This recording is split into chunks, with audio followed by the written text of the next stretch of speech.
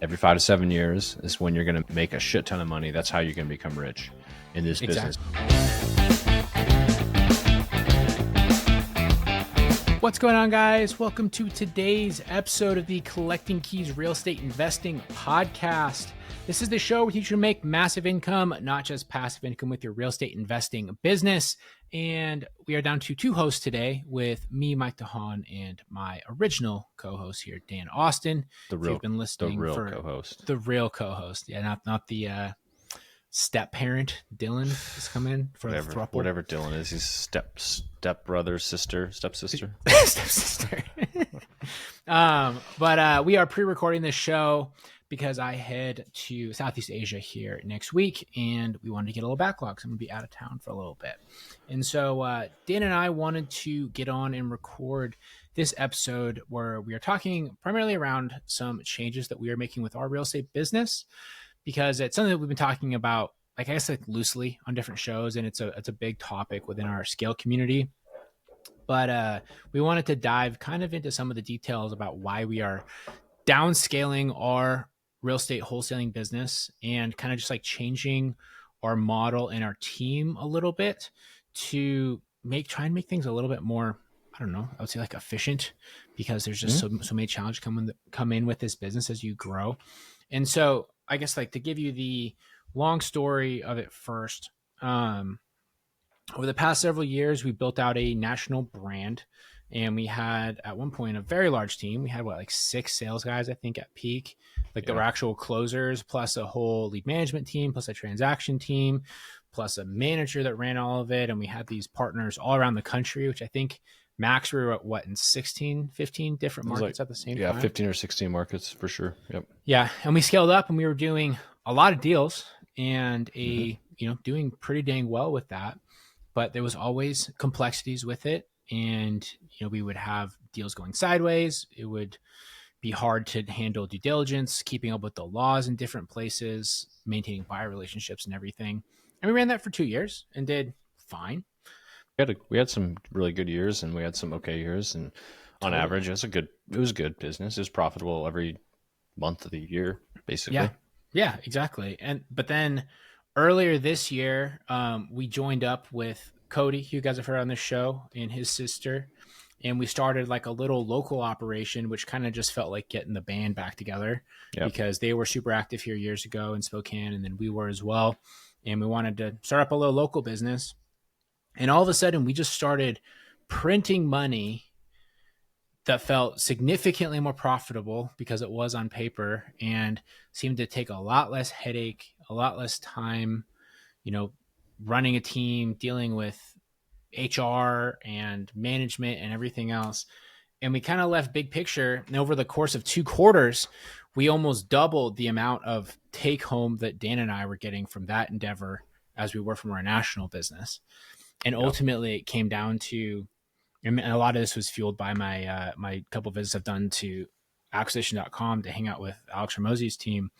Why are we trying to sort of force some of these things that seem to be really challenging to grow and aren't making us that much money for the stress that they're causing? And so going into 2025, our big goal is just to go all in on the local business. And one of the things that was so interesting, and Dan, I know you have some of the numbers on this, is just like looking at our difference in like actual KPIs and how much they differ. So like what was our difference in like cost per deal across the two things, and like the actual profitability and stuff is just insane for the volume that we're doing. Yeah, we have nationally a cost per deal of 4,800, which is pretty high. I would say it's pretty high. I would say it's not like high, but it's high average. Yeah, it's a lot of the larger operators we've had on the show have been in like that middle to upper 4,000 range. So it seems to be I don't get scared at 4,500, 5,000. If I would get scared at 6, 7, 8, you're kind of like, okay, something's wrong. But 4,800. So definitely decent, I guess. It could be worse. And then I think our average profit per deal was, I don't even know what it is actually. What is our average profit per deal on this one? Well, it's for nationwide. So we had different kind of JV splits that we would run with Oh, that's right. people. Yeah. Right. And so it's about 15,000 on average. So like a 3x return plus Yeah. commissions and everything for the sales team, plus the closer, plus the TC. And Yeah. I would so say we would there's have like them take somewhat advantage of it. inefficiencies in the structure of going national. There's a great thing about it, and that is there's a lot more deals to be had. So Mm-hmm. there's a lot more at bats. There's a lot more opportunity for like the big swings, the big wins, the big home runs, because you're in multiple markets trying to grab like the low hanging fruit. Mm-hmm. But as we grew, our cost per deal, like our marketing metrics is great, like that's fine and Danny. But the piece that doesn't get captured is the overhead costs in running a Yeah. larger enterprise business, Which is where you crazy. have a marketing, an actual like marketing for your business, not just marketing for deals, Mm-hmm. marketing for your business. You have all the staff and back end team costs, because now you can't just have a VA doing some of your easier work that's on the back end of your business just to catch you up. You have to have like, we still use VA type employees, but high skilled VAs doing very specific jobs like data analyst jobs, lead management jobs, transaction coordinator jobs, and all those sorts of jobs that once you're at that scale, you could almost do the same amount of deals, but the complexity of doing it with 20 different title companies and all these different styles of buyers and these different rules and laws, it becomes somewhat complex just to track it all. Yeah, just tracking it's complex. And then because of those all those inefficiencies, you have a higher drop rate. Mm-hmm. So our drop rate last year was really bad. It was like a 40% almost. This year it's been Mm-hmm. doing better. We should be like around our 30% drop rate, which we've sort of considered our standard. But comparing all these things to Spokane, so like I guess our return on ad spend with all that technically at top line revenue was Say with like just over 3x, three and a half x, 3x. let's say. Yep. Yeah, 3x sure. Plus we had the bloat and everything else, but we were doing a high volume. So we're making, decent profit on it, total profitability. What do you figure? It was about 25% overall when we looked at our books last year. I don't know I where think at the this year. heyday, probably in our Yeah. biggest, when we were, because the other thing too is with when you have a larger team, the scale of your scale of efficiency actually helps. The more Yeah. clients you have, the more profit you have, more profit percentage you have. To where as we wind things down, or as we don't bring on new markets and close markets, our profitability kind of shrinks down to, I don't know, maybe 10-15% right now. Exactly. And then this was one of the things I really spent a lot of time discussing with acquisition.com's team was they like went through the different business sort of setups that we have. And the Spokane one was just so much more profitable. Mm-hmm. And yeah, we are working in the business a little bit more. I guess it doesn't feel that way. It feels less stressful. But what's our cost per deal and stuff at in Spokane? Spokane, we are at a cost per deal of $2,500. We have a 7.5x on ad spend for gross revenue to actual profit, which is 22K per deal right now. So Yeah, much healthier margins on that. And to add to that, the overhead in our business is like zero. it's pretty much nothing. We have like a VA, we have one of our Some chief systems. staff in there, and then some systems. And I think the thing that's so different is because we have four owners in the company who are all very, very experienced, right? Like there isn't the like I need to kind of crack the whip and keep people on track Mm-hmm. because we're all equally aligned. Yeah, and we can all You know? do each other's job at some degrees. Everybody's better at something than the other person. But like, if you're going to Southeast Asia, if you can't do your job, I could do your job. Cody Mm-hmm. could do your job. Alec, you know what I mean? We all have the ability and understanding of the business because we are experienced, and we're all aligned incentive wise, like to make money Yeah, and and as much as we can. it's almost like a little co-op almost because we've Mm-hmm. all, even though you and me are kind of on the back end and they're on the front end sales, we've all closed deals at this Mm-hmm. point. We've all dispoed deals. We've Yep. all been involved in different parts of like the organizational back end, whether it's the finances, like the little tracker sheet I have pulled up right now. Even though Cody's the sales guy, he's the one that built it. We're Right. the one that made sure the data was correct. Yeah. Right. And it's just like, it just is all aligned that Yep. way. And it's been an interesting, I would say, experiment, right? About like what profitability actually looks like and feels like within a company. And the fact that most of the time, more is not better, right? Mm-hmm. Because like, I don't really care if you have a company that's making $10 million a year, but you're not making any money.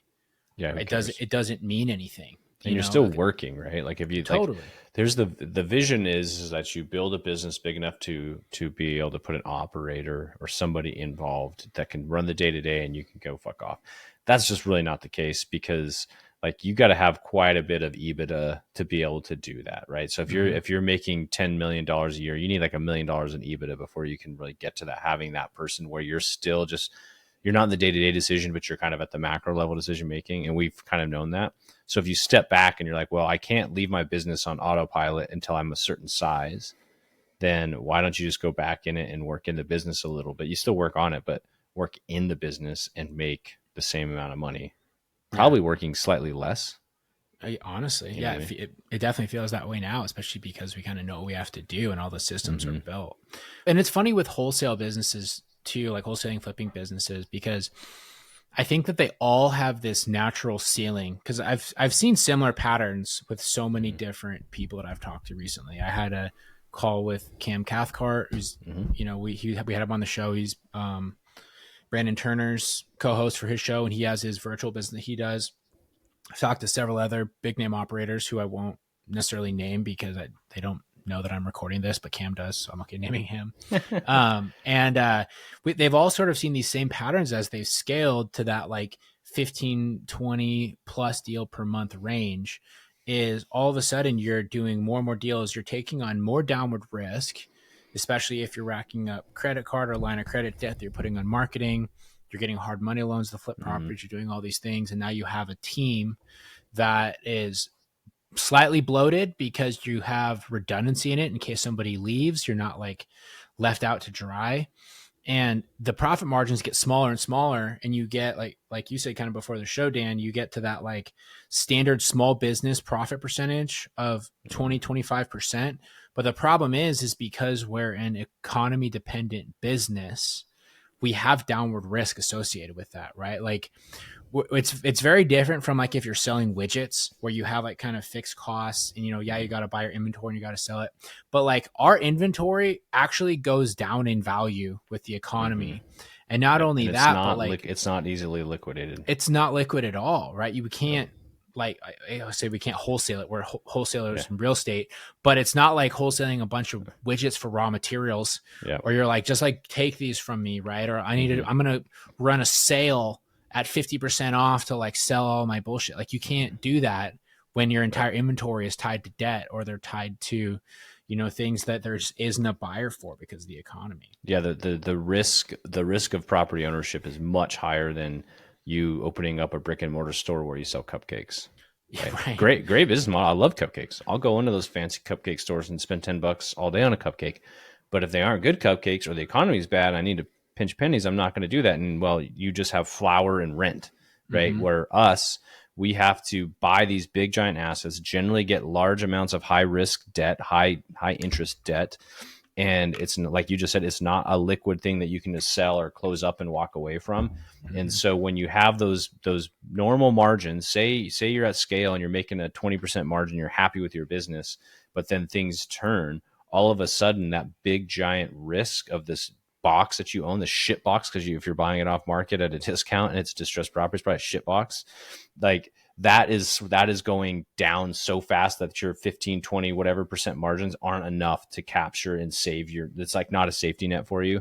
So you really have to think about that as you scale up and you keep shrinking your margins, because you have to have overhead. If you want to scale a flipping business, for example, this is the one that's really common. The flippers that go up and down, I think you need to be able to scale up and scale down and understand how you flow with the market, because that's how you take advantage of the boom times and you don't bust. But like what happens is, say, for example, you're just a single dude. You say you got a job and you want to flip 4 houses a year and make 30 grand each time, 120 grand. You could literally do that in your spare time, make 120 grand extra, as long as you can find the deal and get the deal.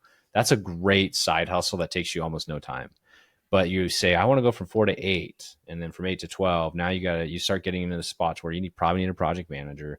You probably need a transaction coordinator. You need, what I mean? You're going to start paying for more different things that you might not have paid for. You might have to start paying for property staging and all these different things that you didn't have, and your margins start going down and your overheads start going up. And now you're kind of in that vicious cycle of like more isn't more is actually less for you until you get to this like mythical scaled level. And if you don't ever reach that, more actually is less. And for 99% of people that I've seen scale these large flipping business or wholesale operations where they have these large offices, they actually more is actually never more. And I think that's the philosophical question like you and I have been playing around with the last, 4 or 5 months. Yeah.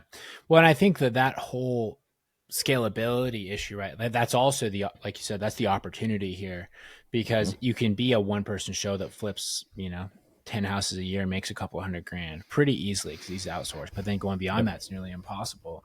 And I think that's why you see a ton of people that get into coaching, or they start like, like we had Simply Leads, right? You start like these other businesses, is because you recognize the scalability problem with the real estate business, because there's such a slow transaction time Mm-hmm. on when you get paid. There's all these challenges and the downward risk that you face.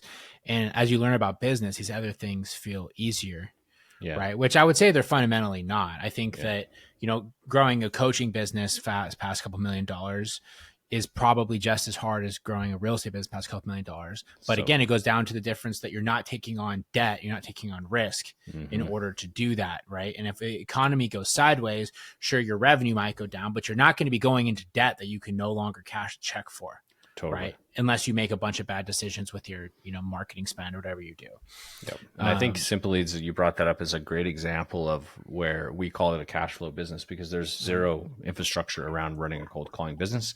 We were already using it. We bought the company, and ultimately the only investment we would have to make into it is marketing to grow the business. The systems, you add staff as you grow.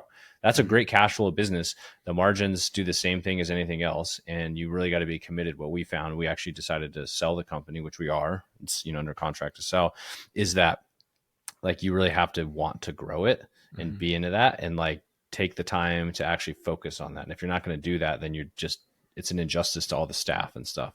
And that's why we decided to sell and kind of narrow things down to where we know our highest time, I guess, our highest value for our time. Yeah, highest time value. Yeah, it's just in the local business. And then like with the scale community and stuff, the funny thing is we started the scale community for the wrong reason compared to most people. Whereas like most people, they start it because they're like, hell yeah, this is how much money I'm going to make on having recurring revenue from people. But like when we started it, I mean, it was because we started this show mostly for fun and we ran it for 6 months. And then we had GoBundance people that, if you remember, they reached out and they were like, hey, would you like do a little call to show us what you do? And we had like 30 people show up.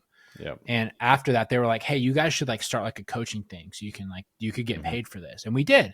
And it was mostly because we had fun in helping people. And so we've slowly grown it. And now we have this really awesome group of people that we do deals with together, right? Like it is a very much like a mutually beneficial thing. Our churn is almost zero because everyone wants to be there and they're not getting hard sold into it.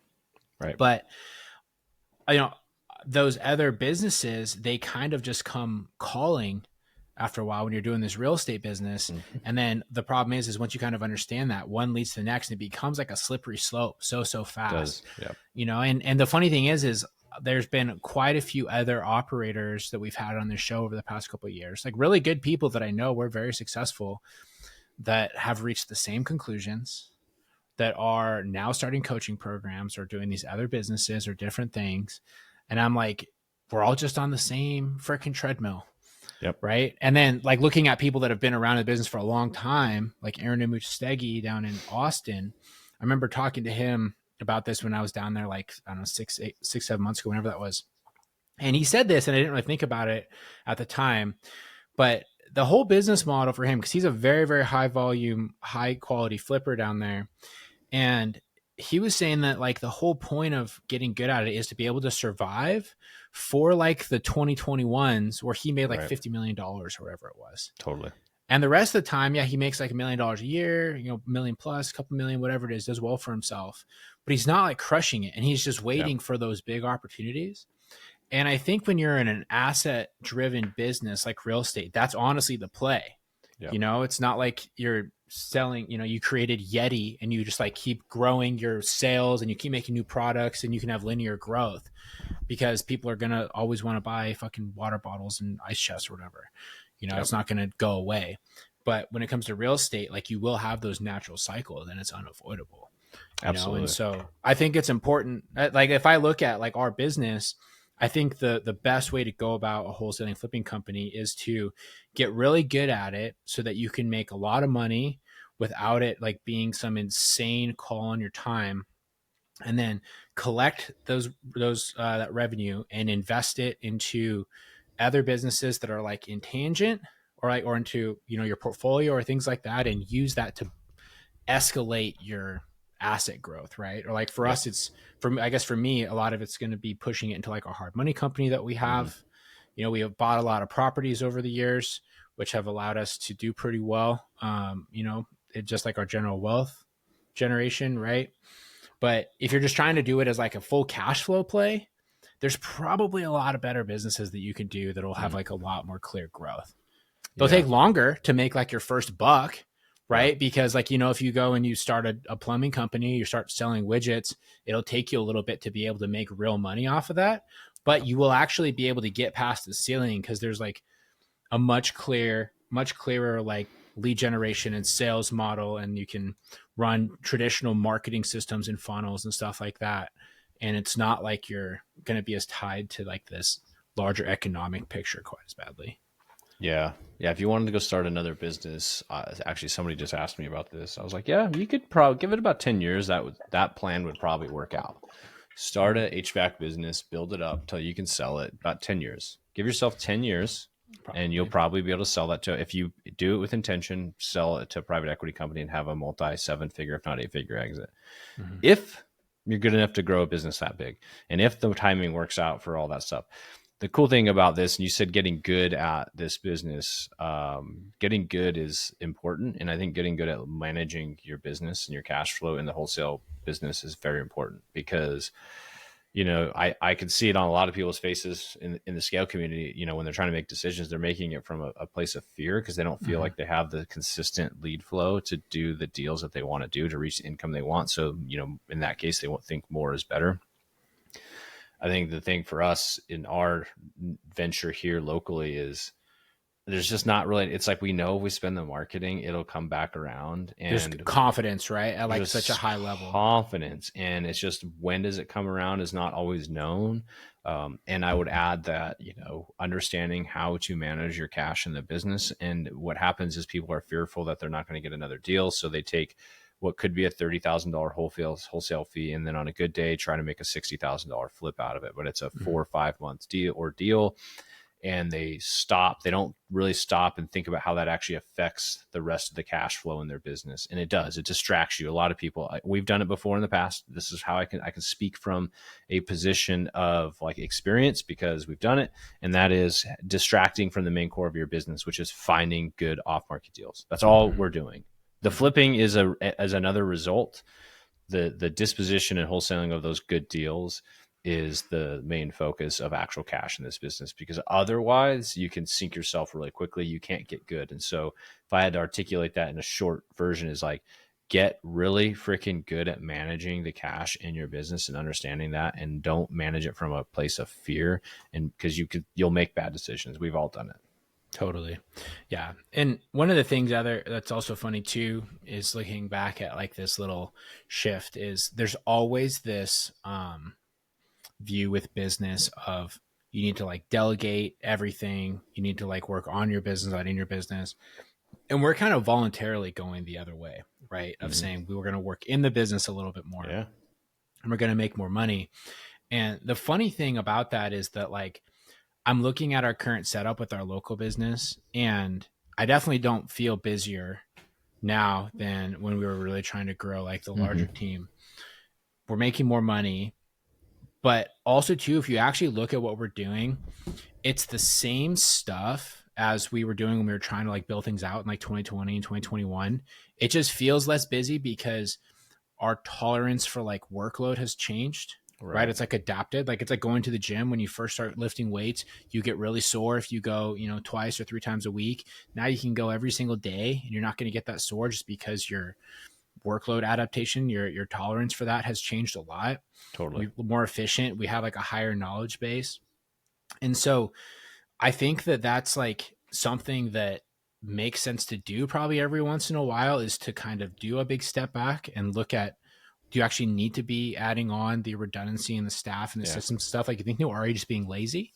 Because Yeah. also too, one of the things that was funny was when I was working quote unquote on the business all the time and the team was kind of doing the day to day, what I would find myself doing, because I needed to be trying to find more partners, trying to grow scale, trying to do all these different things, is, I apologize to everybody who's been watching my cringy ass reels I've done over the past couple of years, right? Like all these different Yeah. kinds of content and stuff that you're just like kind of reaching for, trying to come up with like topics and hooks and all this bullshit just so that you get more eyes on your business.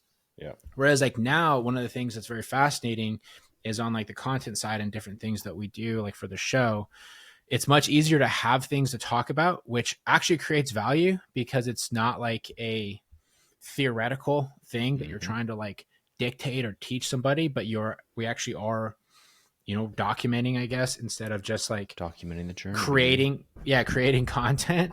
Yeah. And it's like the audience has grown, the show's grown a ton since we've made this transition over the past couple of months. The outreach that we get, like the engagement is so much higher. And it's really made me realize how many quote unquote experts out there are completely full of shit. And you can tell just like if all their content that they create is trying to like only teach you how to do things, I can guarantee you that they're not still doing it because, either their business is fully quote unquote delegated and they're grasping at more money that they need you to pay them. You mean if they like change like products and things all the time and pitch the newest, latest, greatest thing? Exactly. Yeah. Is that the kind of thing you're talking about? Exactly like that. I don't know if the Friday Focus I recorded about that will be out yet or not, but you have one. You have one. Did you record one? I did record one. So you're just so sassy. I just can't get over it, dude. It's just I had this Instagram beef with the highs about how they're freaking grifters. And they got as far as to like conference call me, which was hilarious. You know what I want? Because I haven't met them in person. I have no ill will personally against them. I don't know them to say that, but I do have some opinions on how they run their business. All the stuff that they talk about with their business, like it doesn't quite make sense. And the fact that they always have like a new platform, a new marketing thing, a new whatever that is now their super top secret. They're just grifting for money, right? Totally. And the funny thing is and we can digress off this, but like, I mean, we've been observing it for years, and all the stuff that has been pitched, like, well, that's garbage. That's garbage. That's garbage. Like we just know because we've been in the game long enough. We've tried enough things that like people, and we've talked to people personally in our networks that have used some of that stuff, and it's just like, yeah, I told you not to do it because it's garbage. But some people have to learn the hard way. And when somebody's pitching things and then they're going off and talking crap about the same thing they're pitching, then you probably definitely shouldn't follow what they're doing. But so everyone has a hobby. If you think about like whatever your big hobby is, and you meet someone that's kind of like a casual on that hobby and they like try to talk to you about it, and you just know that they're like have no idea what the fuck they're talking about. Yeah. That's how we feel with every new like real estate like scheme or like marketing thing or secret and stuff people have. We're just like, dude, like I know that you really think you're into the NFL, but I know every player on every team, and you're trying to bullshit me about something right now. That's how we feel with every real estate. Honestly, because a lot of the stuff we've tried, but then also it's easy to spot a gimmick when you see a gimmick. You know what I mean? So it is kind of funny how a lot of people are funneling actually towards what we've been doing this last, I don't know, since 2019. And we haven't changed the direct mail pieces and all that sort of stuff. It's kind of funny how that all works out, but and it just keeps coming full circle too. Like everything just goes round and round and round and round. And like a lot of the gurus and stuff that are big right now, those same people existed in 2019. They were just different names and different offices. Exactly. Different brands.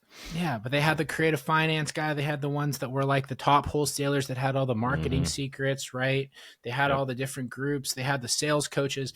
All those people were big back then, and they're no longer around. And the same thing will happen over the next 3 years because all those people, their businesses at its core fail, and they're only internet personalities, and that only lasts for so long, especially when you start bullshitting the entire population. Should we make a prediction that Pace More we won't be around in 12 months?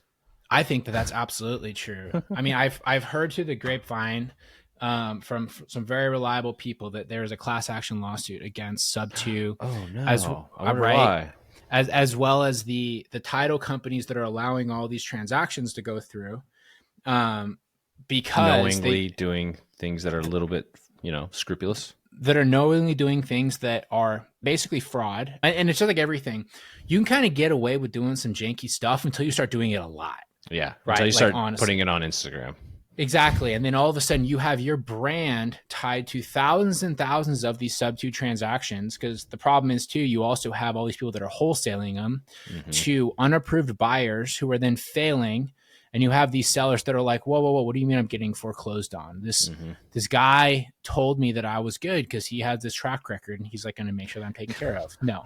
Could you But imagine being in court with all the evidence stacked against that guy, just because it's all on YouTube, it's all on Instagram, and like even if he was being like if he was like kind of embellishing how much of the stuff he's doing, it's still he's the one that said it and he put it on the internet. So it's just like, well, did you not say that? Yeah. And I don't know how all that stuff's structured, like if they can go after a page directly, but they can definitely go after the community, like the company. Yeah. They can definitely go after the title companies that he owns that is putting together these deals. Right. And so I guess what I've heard again from some very reliable people, I would 100% believe or cut in on this, is that if he's been doing content recently about how he's thinking about retiring and he's going to like get out of the game and stuff. And a lot of people are saying that is him setting up to be able to just kind of like disappear if he needs to, if things get exactly. really janky. People won't be like, what happened to my boy Pace? Yeah, exactly. Yeah. Oh, I'm retiring. I'm just hanging out with my kids on my ranch in Montana, which I'm about to fire sale because I'm getting sued to hell. I thought he was going to just go hide there. He got it sub too though for $1. Fuck.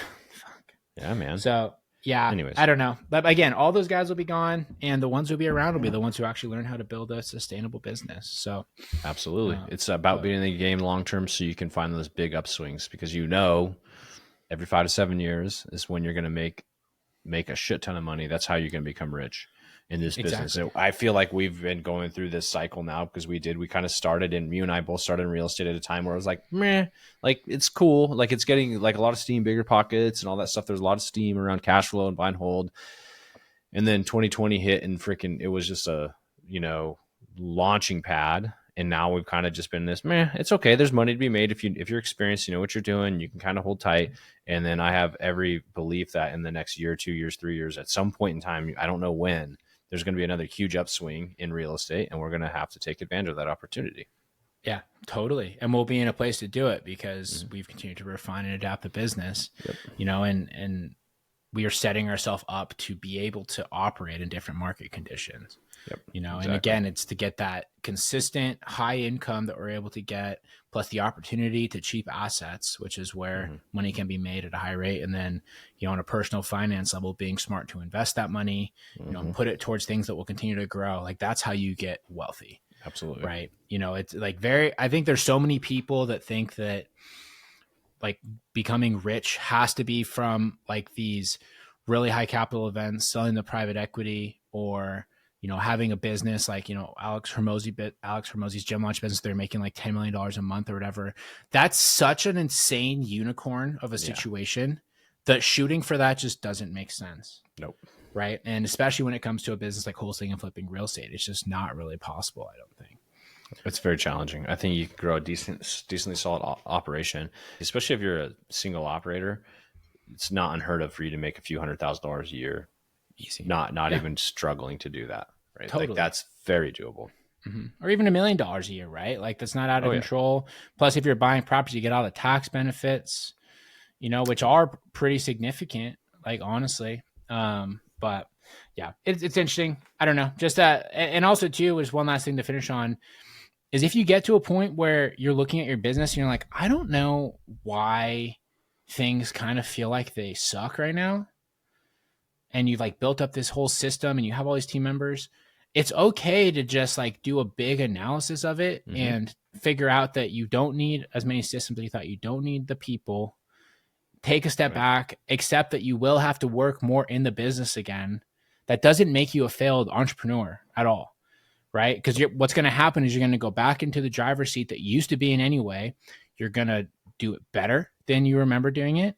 You're going to make more money than you're probably currently making. More confidence. And honestly, you probably will enjoy it a little bit more again. Yep. Just because you won't feel like you're having to babysit or kind of just like beat your head against the wall. Yeah, well, you also have gotten good at it too, observing your team members do things and looking and learning how to do things. And so when you lean back into it, you just have a larger view of the big picture, which is so helpful. And it does, I think, really does feed into confidence, which I do believe feeds into success. Absolutely. Yeah. And on our end too, I think it's pretty fun, honestly, to be going into the scale community every day and being in the trenches again with people, because it gives you just like some more relatable stuff to dive into. Edge. Yeah. Yeah. So awesome. All right, we'll wrap up there. Well, guys, hopefully that was interesting for you. Let us know what you think. Go ahead and shoot us a comment on Instagram. I'm at Mike_invest. Dan's at InvestorManDan. I wish there was a better way to like communicate with podcasts. I don't know. It sucks. We have YouTube stuff, but social media is better. But yeah, besides that, we appreciate you guys listening. Talk to you guys next week. See y'all.